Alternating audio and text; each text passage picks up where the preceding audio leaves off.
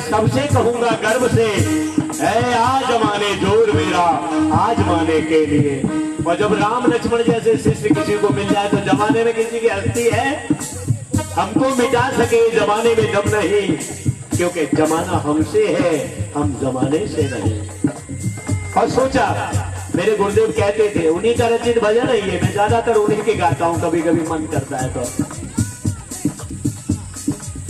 प्रेम में भक्ति है जिनके, भोग में मुक्ति छिपी।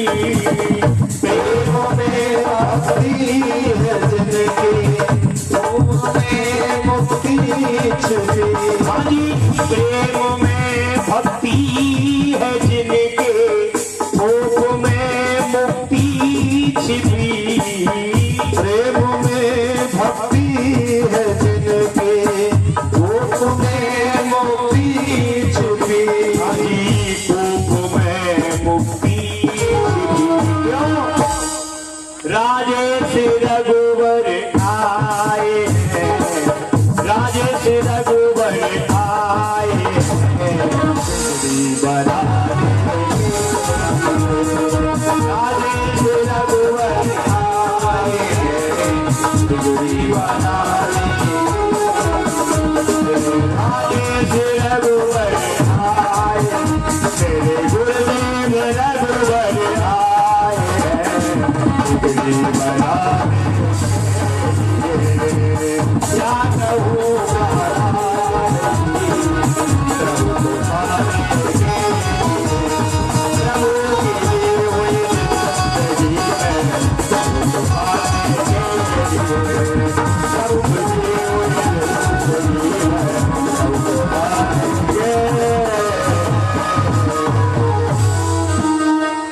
रामचंद्र भगवान की जय। जय जय श्री राधेश्याम। कछु लोगन ने मन पे ना गायो जी भजन, वो पे तो वैसे हुक्म गायो आवत है, और तुम सहारो ना करेंगे तो यशोदा मैया पे लाला के संग जितने ग्वाला गए गुजरी, ग्वाल बाल मंडली तो सबंदे कहते, ग्वाल बाल में देश देव सहारो और गिरना परे गिरवर है भारो। थोड़े थोड़े स्वर में मिला के अगर हम गुनगुनाते रहेंगे तो भगवान की कृपा हमारे हृदयांगन होती हुई या फिर श्रवणों के द्वारा हृदयांगन होती रहेगी तो हमारा जीवन बहुत भक्तिमय भर जाएगा। क्योंकि जब भक्तिमय हृदय भरता है तो भगवान से भर जाता है, और जब थोड़ा शक्ति से हृदय भरता है तो अभिमान से भर जाता है। इसलिए गुनगुनाई हमारे साथ जरूर। आहा, सोचते हुए जा रहे थे, कर मंजन सरयू जल गए भूप दरबार। सरयू में कुल्ला दातन किया, दरबार में पहुंच गए। राजा को मालूम पड़ा, दशरथ जी को बोला विश्वामित्र जी पधारे, तो राजा कांप गए और बोले हमारे कुल के लिए हमें लगता है ये चंद्र शब्द जो जुड़ जाता है वह घातक है, क्योंकि हरिश्चंद्र जब हुए थे तब भी विश्वामित्र आए थे, आज रामचंद्र हुए हैं तब भी विश्वामित्र का पदार्पण हुआ है। न जाने ये थोड़े क्रोधी ऋषि हैं और क्षत्रिय ऋषि हैं,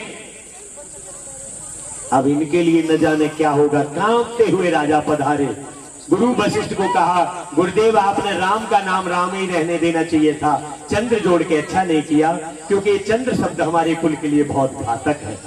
विश्वामित्र जी पधारे। देखो आपको एक निवेदन करूं, ये गंजड़ी भंगड़ी चिलमची जितने लोग होते हैं इनका बड़ा प्रेम होता है, शाम को इनमें खूब झगड़ा हो जाएगा और सुबह देखो तो सब एक मंडली में बैठे होंगे और अपना नारा भी देते, दम भाई सो निज भाई और भाई की चढ़ पिचड़। समझ रहे हैं, इनमें बड़ा प्रेम होता है। अच्छा, ये विद्वान लोग जो होते हैं इनमें प्रेम नहीं होता। एक दूसरा विद्वान अगर पधारे तो विद्वान को खुश होना चाहिए कि अब हम 1 से 2 हैं, है भाई। जब 1 से 2 होंगे तो और वजन बढ़ेगा, 2 से 4 होंगे तो और भगवान की कृपा होगी। एक मंच पर 10 विद्वान बैठे हो तो कितना मंच सुशोभित होगा, पर विद्वानों में प्रेम नहीं है।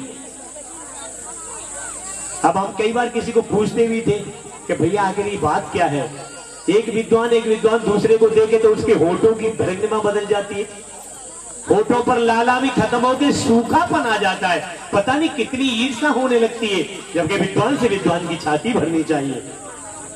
एक राजा के यहाँ 2 संत पधारे और राजा हमेशा संतों का आदर करते हैं। बड़े विद्वान शरीर के जने हुए के पवित्र सब धारण किए और मोटे मोटे तूमा उनके पास, कमंडल, झोले, थैले सब लिए हुए मस्ती में। राजा ने बड़ा आदर किया। संत जी बोले महाराज हमको पहले स्नान की व्यवस्था कराइए। बोला ठीक है। अब वो उधर चले गए तो राजा बैठे थे। राजा ने कहा ये नहाने गए, ये तो बड़े विद्वान होंगे महाराज जी, आपके साथ जो संत हैं, गुरुदेव हैं, बड़े विद्वान होंगे। अब संत की देखिए दोनों साथ में और परिचय देखिए। अरे बोला घोड़ा है, 1 से 2 अच्छे हैं इसलिए साथ लिए फिरते, घोड़ा है काहे का विद्वान।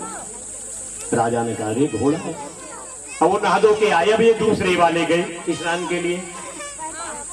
राजा ने कहा महाराज आपके साथ हैं ये तो बड़े परम विद्वान होंगे, ये तो बड़े माने हुए संत से लगते, इनकी देखो कितना ललाट उठा हुआ है, विद्वान होंगे। अरे बोला काहे का विद्वान, 1 से 2 अच्छे इसलिए बैल है बैल। राजा ने कहा अच्छी बात है। अब वो भी स्नान करके आ गए। अब दोनों जब स्नान करके आए तो महाराज चलो भोजन के लिए। राजा ने कहा एक के लिए हरी घास तुम मंगवाओ घोड़ों वाली और पानी उसमें रख दो करवा में, मिट्टी के करवे में। अब उधर करवा में पानी रख दिया और घास रख दी और एक करवे में कहा उसमें भूसा और दरिया मिला के लिया और पानी करवे में रख दो। दोनों टेबल पर सजा दिए गए। अब जिसको घोड़ा बताया गया था उधर बैठा दिया उस कुर्सी पे। बोला महाराज चलो आप शुरू करो। जहाँ घास रखी और पानी रखा करवे में, एक तरफ भूसा दलिया मिला हुआ और पानी, उधर जिनको बैल कहा गया था वो उनको। बोला महाराज शुरू करिए। एकदम चिढ़ गए संत। बोला ये संतों का अपमान, विद्वानों का शर्म नहीं आती राजा तुझे। बोला महाराज चिढ़ते काहे क्यों, परिचय तो आपसे ही मिला है, जो परिचय आपने दिया उसी का ये सत्कार है, मेरी इसमें क्या गलती है। ये हालत हम लोगों की है, कैसे आगे बढ़ के जाएं। इसका मुझे एक ही कारण लगता है कि सम्मान को हम अकेला चाहते हैं कि किसी दूसरे को ना मिल जाए। सम्मान मिले तो हमको मिले। और ये बेचारे जो समाज वाले लोग हैं जो रात को रोज लड़ते हैं और सुबह इनकी फैमिली फिर 1 नंबर में होती है, क्यों कि इनको सब कोई बुरा कहता है, कोई शराबी कहता है, कोई कबाड़ी कहता है, कोई चिलमची कहता है, कोई भंगची कहता है। तो इनमें इतना प्रेम है कि इनमें एक दूसरे को नहीं करना चाहते, ये सब एक होकर के उस बुरी चीज को भी सर पे धारण कर लेते हैं। इसलिए इनमें प्रेम है और हम अच्छी चीज को स्वयं चाहते हैं, आपको नहीं चाहते, इसीलिए हम बहुत पीछे हैं। बोलो संत समाज की बुद्ध माता एक बार जय रूठ गई है गा। बोलो वृंदावन बिहारी लाल की। बोलनी तो पड़ेगी ना, रोई तो। हाँ देखो भैया जय बोलोगे तो हमारे हृदयांगन अगर कोई जरा भी विष होगा, कोई विषैला वाणी में पदार्थ जम गया होगा, कोई ईर्ष्या का तत्व कोई घुस गया होगा वाणी के द्वारा, और एक बार भगवान नाम उच्चारण करेंगे तो वो दूषित भाव दूर निकल जाएगा। हम फिर से भगवान के होकर आगे अपना जीवन निर्वाह करेंगे। इसलिए जरूर बोलो जय जय श्री राधे श्याम। ऐसी हालत हम लोगों की हो गई है। तो हम कहाँ बोल रहे थे? दशरथ जी महाराज बोले चंद्र शब्द हमारे कुल के लिए घातक है, पर वशिष्ठ जी ने कहा सुनो विश्वामित्र है ये, राजन आप जाइए पूरा सम्मान करिए, क्योंकि विद्वान का सम्मान करना चाहिए। अब देखिए कितना बैर है विश्वामित्र वशिष्ठ जी में, और आदर्शता कितनी है कि एक विद्वान दूसरे का सम्मान कराना चाहते। कहीं घबराइए मत, आप जाइए। राजा गए हाथ जोड़ के बोले के दिन आज को धन्य महामुनिराज, कृपालुता की सुभायन की, रसना के भांति बखान करे, जो दशा चित चौगुन चायन की, तप तेज भरी तु मूरत बिंदु, महा औषध है जगतायन की। अब देश की भूमि पवित्र भई, जब डार दई रज पायन की। मेरा कुल पवित्र हो गया, मेरी भूमि पवित्र हो गई। आप जैसे विद्वान के चरण पड़ने से हम लोगों का कुल पवित्र हो गया। बड़ा आदर किया और सिंहासन पर बिठाया गया। सिंहासन छोड़ दिया और जो सिंहासन पर बैठे, हुआ क्या, राजा दशरथ जी ने थोड़ी भी देर नहीं की, चारों पुत्रों को बुला दिया और पुण्य चरणन मेले शुद्ध चारी, चारों पुत्रों को चरणों में अभिवादन कराया। बोलो प्रणाम करिए, आशीर्वाद लीजिए संत जी से। और जो राम जी को विश्वामित्र जी ने देखा, अरे बैठो महाराज, बैठ जाइए, बैठो। मुझे अच्छा लगता है जितने भी श्रोता आते हैं वो बड़े महान श्रोता आते हैं। आप पर कोटि कोटि भगवान की कृपा होगी जो इतने भाव से और इतनी लगन से आप एक एक शब्द श्रवण करते हो और इतने भाव से आप पधारते ऐसी तपती हुई धूप में। ये कृपा भगवान आप पर करते, पक्का मानना।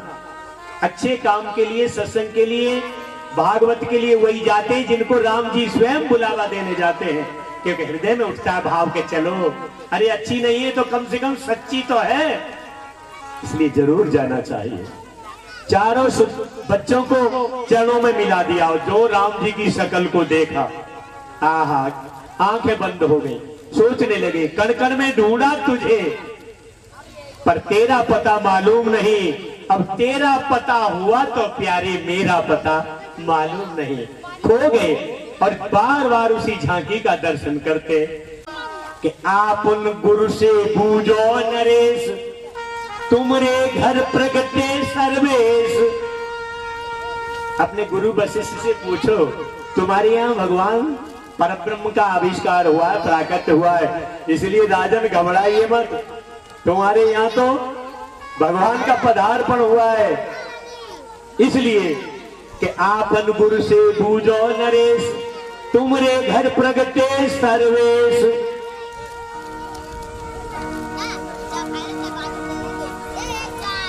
पूरन ब्रह्म सकुल, पूरन ब्रह्म सगुण भय राम लखन धनुधारी, जगत में तुमरो नाम रहे। इसलिए जो वशिष्ठ जी को कहा, बोला गुरुदेव ऐसे से कह रहे, तो राजा हाथ जोड़ के बोले, बोला गुरुदेव आपकी बात सही है, पर एक मेरी बात सुन लो, तुमको निश्चर सताते, तुम्हारी यज्ञ सफल नहीं होते तो तुम कहो मैं सेना लेकर चलूं, सबको मार गिराऊंगा। दशरथ जी ने कहा पर राम को मत कहिए। विश्वामित्र बोले सुनो, अब मारने वाले की जरूरत नहीं है तो फिर किसकी जरूरत है, अब तारने वाले की जरूरत है, इसलिए राम लक्ष्मण को दीजिए। दशरथ जी ने कहा मेरे तारने वाला कौन, बोला राम, इसलिए आप दीजिए। तो महाराज मेरी एक बात सुन लो, मैंने मना नहीं किया, पर मेरी हालत क्या है राम के प्रति, के ज्ञानी बर ध्यानी बर महामानी बर, सोच के सयानी बुद्धि काढ़िए कलाम को, नाई ना निकार्यो जो अंश रघुवंशिन को, हुक्म ना तारी हो गुलाम बिन दाम को, बिंदु कभी बार तट बाग बन बाग लीजे, सकल सुपास लीजे आप ही के काम को, और ग्राम लीजे थाम लीजे, कि ग्राम लीजे थाम लीजे, कार लीजे चाम पे पर नाम ना लीजे राम को। धन धाम जो भी व्यवस्था है सब ले लो, मेरी चमड़ी उधेड़ लो, तुम्हें जरूरत है पूरा चाम उतार लो शरीर पे से, पर मेरे राम जी का नाम मत लीजिए। विश्वामित्र मन मन में खुश हुए कि राजन इतना तुम्हारा प्रेम है तभी भगवान का पदार्पण तुम्हारे यहाँ हुआ है। भगवान से जितना प्रेम जिसका होगा भगवान उतनी जल्दी उसके पास प्रकट हो जाएंगे। हरि व्यापक सर्वत्र समाना, प्रेम ते प्रगट आए मैं जान। इस प्रकार से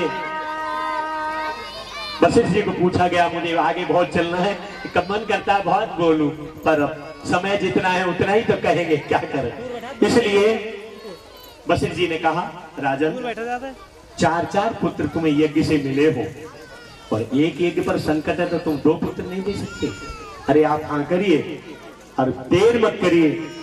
राजा ने कहा देते नहीं बनता, पर मेरी बात सुन लो, अब इनको तुम ले तो जा रहे हो, मागो भूमि धैनु धनु कोसा तुरते देव आज सहरोसा। आप जो चीज मांगो मैं एक क्षण भी नहीं लगाऊंगा, आप कहिए तो सही, तुरंत आपको प्रदान करूंगा। और सुनो महाराज, देह प्राण ते प्रिय कछु नाई, और सब कुछ देव आज निमिष एक माई।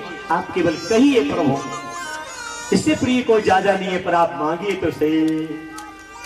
हा जब इतना कहा, राम है केवल प्रेम प्यारा, और जान ले सोई जान अनहारा। भगवान को विदा किया। दशरथ जी मुंह से कह नहीं पाए, एक ही बात हाथ जोड़ करके कही, ये दोनों पुत्रों को तुम्हें समर्पित किया जाता है। आज से इनके तुम्ही पिता और माता, ऋषवर आप पर इनकी जिम्मेवारी है, आप जाने। भगवान राम चले, लक्ष्मण जी चले। अब राम जी बोला गुरुजी थोड़ा हम अपनी मैया को दर्शन दे आए और उनसे विदा ले आए। विश्वामित्र बोले कि पिता ने जब इतनी देर कर दी तो मैया का हृदय तो और कोमल होता है, इसलिए बेटा वहां देर होगी। अब मना करूं तो संस्कार बिगड़ जाएगा, और अगर भेजता हूं तो टाइम लग जाएगा। पर विश्वामित्र ने कहा लगे सो लगे, तुम जाओ मां से आदर लेके आओ, क्योंकि संस्कार नहीं बिगड़ना चाहिए। इसलिए कौशल्या जी के कई माता सुमित्रा है, उन्होंने कहा माता गुरुदेव आए हमें लेने के लिए, हम जा रहे हैं, हमें आशीर्वाद दीजिए। कौशल्या को याद आ गई, बूढ़े बाबा कह रहे थे ज्योतिषी, बोला बाबा आएंगे और ब्याह करवा के लाएंगे। उन्होंने कहा बेटा आशीर्वाद है, तुम बहुत जल्दी जाओ, बाबा देर रह जाए, जो तुम चले गए तब तुम नहीं रह जाओगे। बोलो संत समाज की जय। तो कभी भी किसी का पुत्र अगर धर्म मार्ग पर चलना चाहता है तो मैं आपसे निवेदन करूं माताओं, उन पुत्रों को कूड़ा कबाड़ा मत बनाओ। अगर वो किसी संतों की संगत में जाना चाहते हैं तो हनुमान जी की माता अंजनी की तरह आशीर्वाद दो और उससे कहो बेटा धर्म मार्ग पर चलकर हमारे को भी धन्य बनाना। क्योंकि धर्मात्मा भक्त पुत्र जिस पीढ़ी में, जिस कुल में जन्म ले लेता है तो कई कई पीढ़ियों तक के उद्धार हो जाते हैं। इसलिए प्रयास करिए। और देखो ये बच्चे अच्छे कहां से बनते हैं, एक निवेदन और कर दो चलते चलते, अच्छे बच्चे तब बनेंगे जब माताएं सेवक बनेंगे। आजकल अगर मेरा भैया आ गया है, मेरी धर्म पत्नी जी का, तो फिर पनीर जगत ते न मिले तो कौन सा गांव पत्तो खसानू पड़ता है, क्या पड़ता है ये पास में, तो वहां से लाएंगे, है ना, कि भैया आए हैं। क्या गांव पड़ता है? ऐसा है, नहीं पता होता, कोई बात नहीं भाई। और वैसे भी मोह तो कम सो दिमाग है, हाँ कचू शुद्ध रहते कचू ना रहते, इसलिए कोई बात ना। अच्छा, और अगर का उतरे जिठानी को भैया आए हो तो भज के जावे दौरानी और कही दीदी गोविंदर भैया आ गए। बोला बात अच्छा अच्छा। और दीदी आज कभी चेहरा सा उतर रहा पता ना, सवेरे रोटी जन खाए पाइए कि ना, तुम देख लियो ना भैंसिया नो शानी देते रहो। माँ पहुंची भैया तुम कहो भूखे हो तो रोटी करूं, कभी जीजी के यहाँ चलो। मैंने कहा हाँ बहन पाई पाई पी तो चलो भैया, फिर उन्हें बिते जा रही हूँ, वो पड़िया छूट जाते, कहो वो भैंसिया क्या हुए थन पी ले वाले, और उन्हें कर रहा है काटते तो थन कट गए कचू। अब बताओ उता को भैया बेचारी वो तो लगी है बड़ी जल्दी, और जब समझी बने के तैयार है आ तो गुठ के धरेगो और सोई आइए भैया हूं तो तुरैया नरमल आई तो मैं काट के बनावती और तुम चले गए। जी हाल हमारे है माता बहने। कोई भी व्यक्ति आतिथ्य में अगर हमारे घर उसका पदार्पण होता है तो अपना बिराना कुछ नहीं होता। जो माताएं हृदय से खुश होकर के किसी को भोजन प्रदान कर देती हैं, भोजन से बड़ा कोई दान और धर्म नहीं है।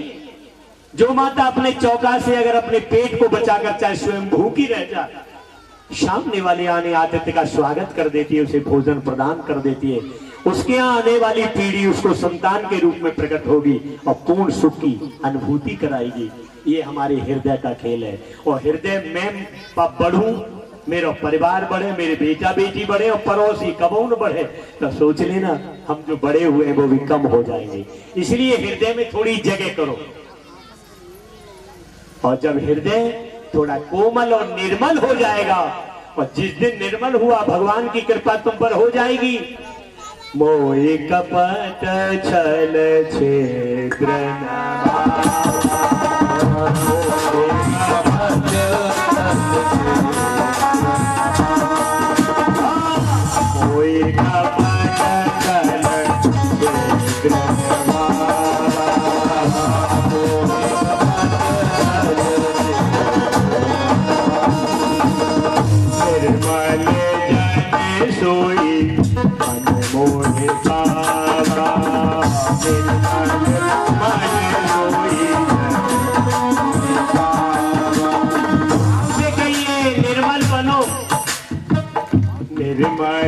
मन सोई जन मोहे पावा।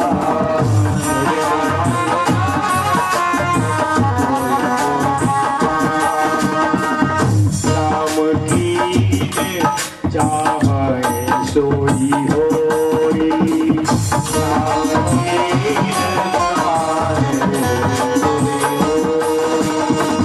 प्रभु करते वही होता है, हमारे करने से कुछ हो नहीं सकता। हम सोचे वही हो जरूरी नहीं, आशाएं कभी हुई पूरी नहीं। हम सोचे वो हो जाए कदाचित होता नहीं है। मन सीती सो ना भई, प्रभु चीती तत्काल। और जान कहत बैकुंठ को भेज दे पाताल। इसलिए भाव से कहिए, राम भी न चाहे सोई होई, राम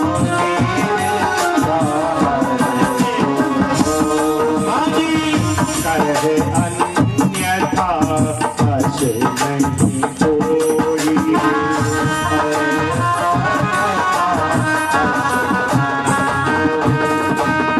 करे अन्यथा हस नहीं कोई।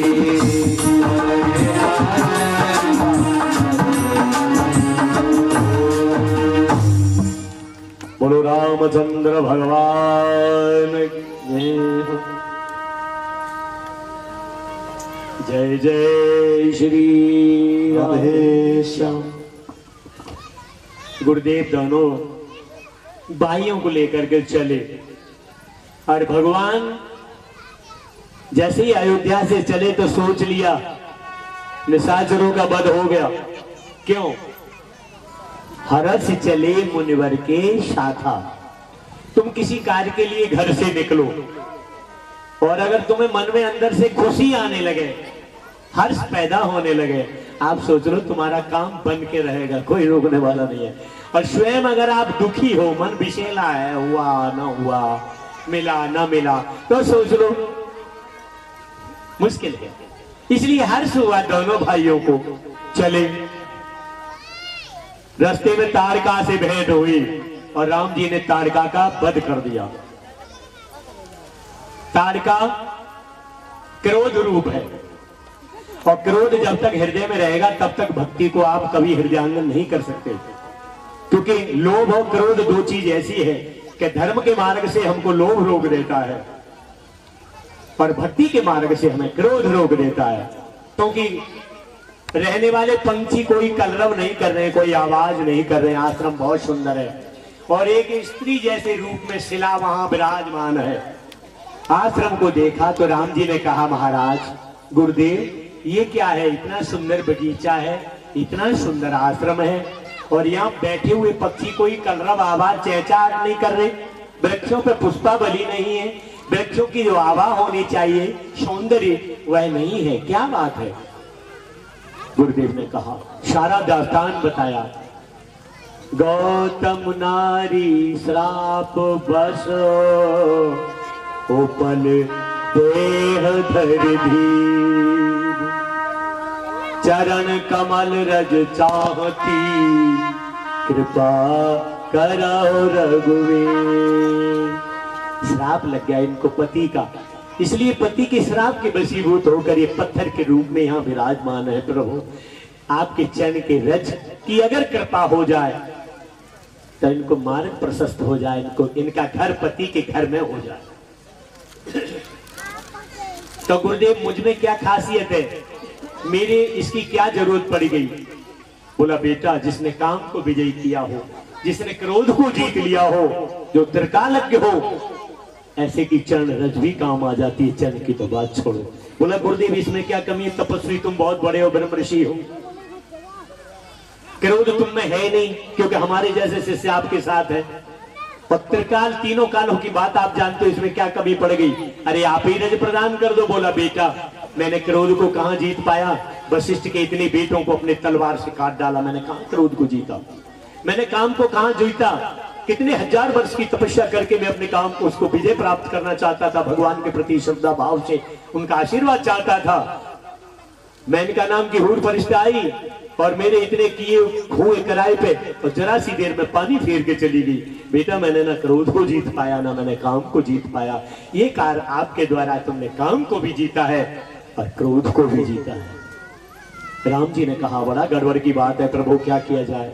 भगवान ने हल्का सा इशारा किया, थोड़ा पवन ने सहारा दे दिया, थोड़ी सी रज जैसे ही स्पर्श हुआ तो सुंदर शरीर में प्रतिष्ठित हो गई माता गौतम जी की पत्नी अहिल्या। और जैसे ही उनका प्रादुर्भाव हुआ कोटि कोटि स्तुति भगवान की करने लगे। उन्होंने कहा माता आप स्वस्थ तो हैं?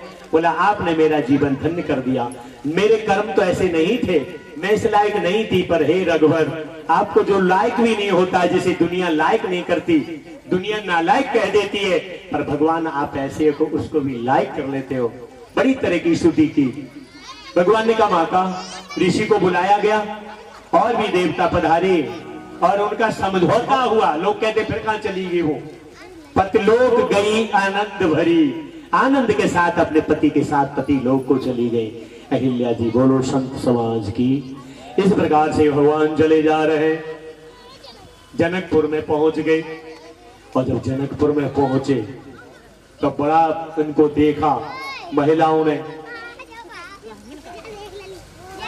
जब न उन पे छवि पर उनकी नजर गई तो कहा बहन ये सुंदर राजकुमार बाबा जी के साथ एक अजब क्रांति है, अजब आभा है इनकी, ये कौन है? एक सखी बोली बहना इनको देखते में तो हमें जो भी सोने के आभूषण पहने ये सब फीके पड़ रहे, हम तो जानती थी हम पे आ रहा है या पड़ोसन बल्लरना है, हमारे मुकाबले कोई ना है, पर आज इनके रूप को देख करके तो सोना इनकी चरणों की धूल भी नहीं है। सोने को गुमान गयो गोरे को बिलोक सखी, सामरे को देख नील कमल लजाए। हम सोने को धारण करने के बाद गुणगान करती थी, पर इस गोरे राजकुमार को देखने के बाद तो सोना कालिक फिर गई सोने पर। और सामरे को, जब इस सामरे गौर वाले को देखते हैं, इसको देखने के साथ नील कमल लज्जित होते, इतना सुंदर ये दोनों राजकुमार हैं। सोने को गुमान गयो गोरे को बिलोक सखी, सामरे को देख नील कमल लजाए हैं। भूपत राजेश मिथिलेश की बुलाए बे पे, युगल कुमार संग कौशिक जुलाए हैं। दूसरी बोली बहना मुझे लगता है हमारी अवध नरेश महाराज जनक जी ने और इनको आमंत्रण किया है, इसलिए कौशिक गोत्री पंडित जी है ना बाबा जी, ये इन राजकुमारों को साथ में लाए हैं। बोला बहना है बहुत सुंदर, ये गोरे वाले की कौन माता पिता है? बोला सखी माता पिता गोरे काले का मतलब नहीं, दोनों के एक ही माता पिता है। सुनो सखी ये दशरथ के ढोटा और बाल मरालन के कल जोठा, ये दोनों पुत्र दशरथ के हैं, कोई अलग नहीं है। अच्छा पर तुमने गोरे के लिए कहा है ना, ये सुन बहन, ये गोरा राजकुमार है, ये कौशल्या जी का है, और ये सांवला नहीं, ये गोरा राजकुमार है, ये सुमित्रा जी का है, और जो सांवला राजकुमार है ये कौशल्या जी का राजकुमार है। पर फिर भी ऊपर न देखें, वो देखते ही नहीं है। बोला बहन ऐसा लगता है ये बहरे हैं, सुनते नहीं है, इतना हम तुम आपस में बात कर रही हैं और फिर भी ये ऊपर को नजर नहीं उठा रहे। बोला बहन इन पर कुछ वर्षा करो, तो सुमन वर्षा करने लगे। सुमन पुष्प को भी कहते हैं और सुमन सुंदर मन को भी कहते हैं। तब वो पुष्पों की वर्षा करने लगी। बोला जब हम सुंदर पुष्पों की वर्षा करेंगे तो इनके स्वयं के मन को हो सकता है उसके प्रभाव को हम हरण कर लें। पर ध्यान करिए, गुरु मेहरबान तो चेला पहलवान, अगर किसी गुरु की कृपा शिष्य पर है वास्तव में और निष्ठावान कोई शिष्य है, दे दो।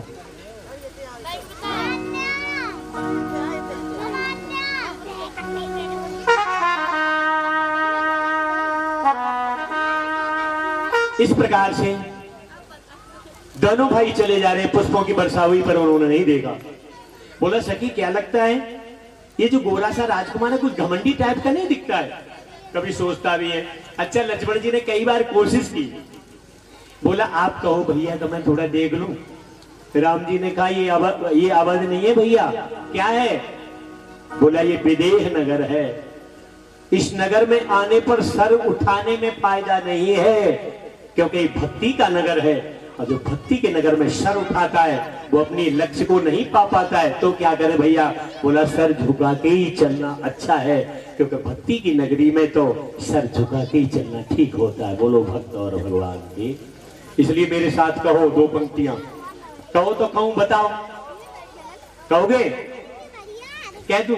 सबको कहना पड़ेगा। मेरा भाव रहता है कि जितने मेरे कलर करने वाले हंस रूपी श्रोता है वो सभी झूमते मुझे